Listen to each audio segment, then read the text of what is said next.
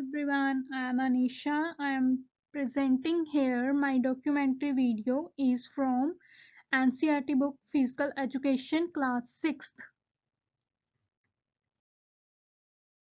Today my topic is human skeleton of upper part. Human skeleton is made of up 206 bones. This includes the bones of the skull, spine, ribs, arms. Bones are made of connective tissue reinforced with calcium and specialized bone cells. Most bones also contain bone marrow where blood cells are made.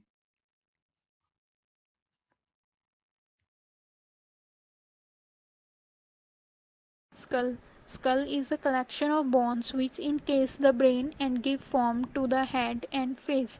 The bones of the skull include following: frontal, parietal, occipital, temporal, maxilla, nasal, mandible. First is frontal bone. Frontal bone is a bone in the human skull. The bone consists of two portions. These are vertically oriented squamous part and the horizontally oriented orbital part making up the bony part of the forehead. Parietal bone. The parietal bone are two bones in the skull which joined together at fibrous joint to form the sides and roof of the carinum. In human, each bone is roughly quadrilateral in form and has two surfaces, four borders and four angles. Third is occipital bone. Occipital bone is a carinal dermal bone and main bone of the occiput. It is trapezoidal in shape and curved on itself like a shallow dish. The occipital bone overlies the occipital lobes of the cerebrum. At the base of skull in occipital bone there is a large oval opening called the foramen magnum which allows the passage of spinal cord.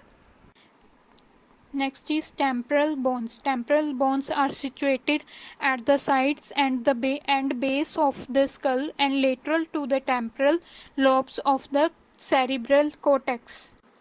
Next is maxilla. Maxilla in vertebrates is the upper fixed bone of the jaw formed from the fusion of two maxillary bones. In humans, the upper jaw includes the heart plate in the front of the mouth. The two maxillary bones are fused at the intermaxillary suture forming the anterior nasal spine. Nasal bones are two small oblong bones varying in size and form in different individuals. They are placed side by side at the middle and upper part of the face and by their junction form bridge of the upper one-third of the nose. The mandible is the largest bone in the human skull. It holds the lower teeth in place. It assists in mastication and forms the lower jawline. The mandible is composed of the body and ramus and is located inferior to the maxilla. Next is neck bones. Neck bones position of human cervical vertebrae. It consists of 7 bones from top to bottom: C1, C2, C3, C4, C5, C6, and C7. In tetrapod cervical vertebrae are the vertebrae of the neck immediately below the skull. Neck inland vertebrates, the portion of the body joining the head to the shoulders and chest. Some important structures contained in or passing through the neck include 7 cervical vertebrae and enclosed spinal cord, jugular veins, carotid arteries, part of esophagus, and the larynx and vocal cords. Thoracic vertebrae. Thoracic vertebrae compose the middle segment of the vertebral column between the cervical vertebrae and the lumbar vertebrae. In humans, there are 12 thoracic vertebrae, and they are intermediate in size between the cervical and lumbar vertebrae. They increase in size going towards to lumbar vertebrae, with the lower ones being a lot larger than the upper. By convention, the human thoracic vertebrae are numbered T1 to T12, with the first one T1 located closest to the skull and the others going down the spine towards the lumbar region. Lumbar vertebrae. Lumbar vertebrae are in human anatomy the 5 vertebrae between the rib cage and the pelvis. They are largest segment of the vertebrae column and are characterized by the absence of foramen transversarum, and they are designed L1 to L5. Starting at the top, the lumbar vertebrae help support the weight of the body and permit movements. Next is sacrum. Sacrum is in human anatomy is a large triangular bone at the base of the spine that forms by the fusing of the sacral vertebrae S1 to S5 between ages 18 to 30. 18 and 30. The sacrum situated at the upper back part of the pelvic cavity between the two wings of pelvis. It forms joints for other bones. The two projections at the sides of sacrum are called our wings and articulate with the ilium at L-shaped sacroiliac joints.